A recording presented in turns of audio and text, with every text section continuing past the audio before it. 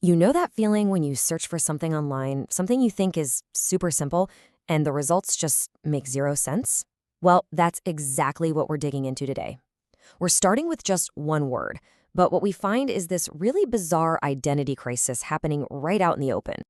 All right, so let's just jump right in. What happens when you search for the word Zoom? I mean, you're probably expecting one very specific thing, right? But as you're about to see, the internet, well, it has a totally different and way more confusing story to tell.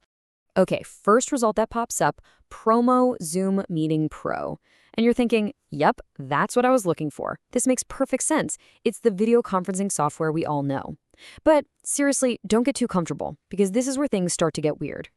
Because right below that, you see this, a Zoom H2N handy recorder, and you have to do a double take. Wait a minute. That's not software. That's a thing. It's a physical device, a piece of hardware you can actually hold. So yeah, our simple little search is already off the rails. And just to make things even crazier, we get results like this. Rent a webinar for 500 participants. So now we're back to it being a service, but you're renting it by the day? So what is the deal? What even is Zoom at this point? All right, so this is our mission for today. We're going to take a simple search for Zoom, and we're going to try to make sense of this absolute digital chaos. And really, this is the whole problem right here. That one little word, Zoom, it doesn't just give you a clean, simple answer. No. Instead, it just drops you right into this bizarre world of contradictions, where software and hardware and even rental services are all jumbled together under the exact same name. Okay, so let's follow this rabbit trail into the online marketplaces. Because this is where the identity crisis really goes into overdrive, especially when you start looking at some of the biggest e-commerce sites in Southeast Asia. So get this, on just one website, blibly.com, you can apparently rent a Zoom meeting for about 15,000 rupiah a day. That's like $1. But right next to that, you can buy a Zoom podcast mic pack for almost 1.4 million rupiah. And then there's a multi-track recorder for almost 8 million. I mean, the prices and the actual products, they're just all over the map.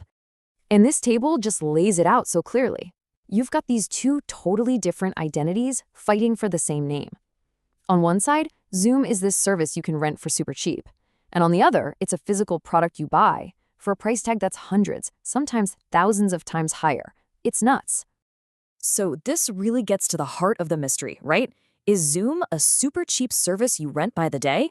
Or is it a pricey piece of gear you buy outright? The online marketplace seems to be screaming that it's both, which, of course, makes absolutely no sense. But then we get a breakthrough. After digging through all these product listings, we finally find a real clue.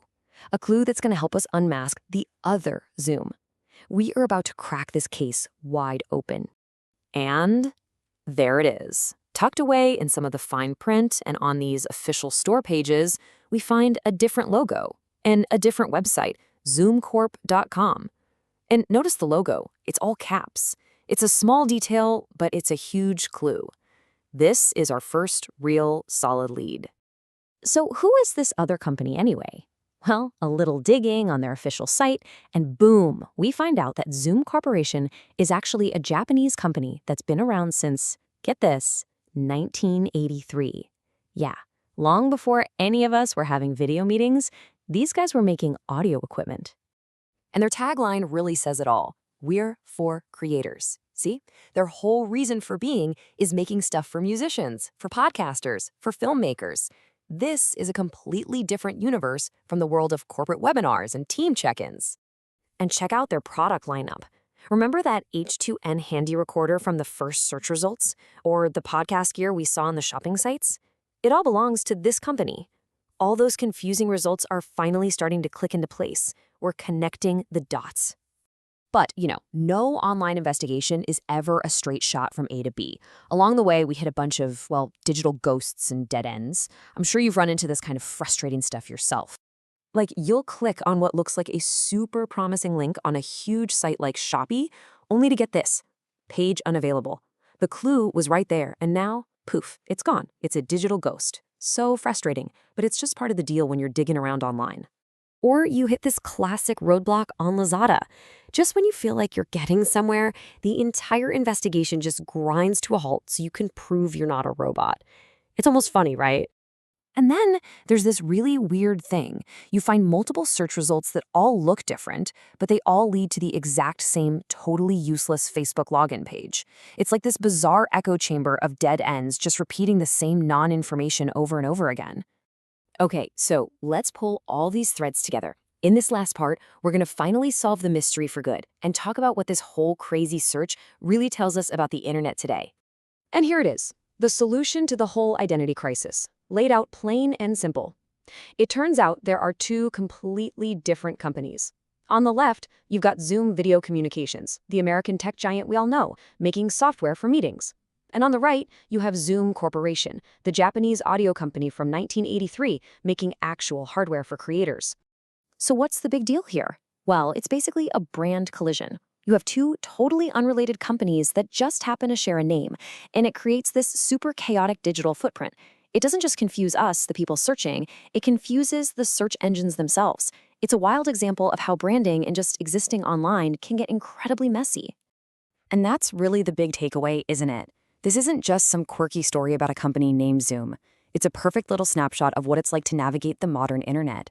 It shows you just how easily a brand's identity can get all scrambled up online, and how much work it takes on our part to actually piece together what's real. Which really leaves us with one final question to think about. We're all swimming in this endless ocean of information, filled with crossed signals and digital ghosts. So the real question for all of us is, in the middle of all that noise, how do you find the signal?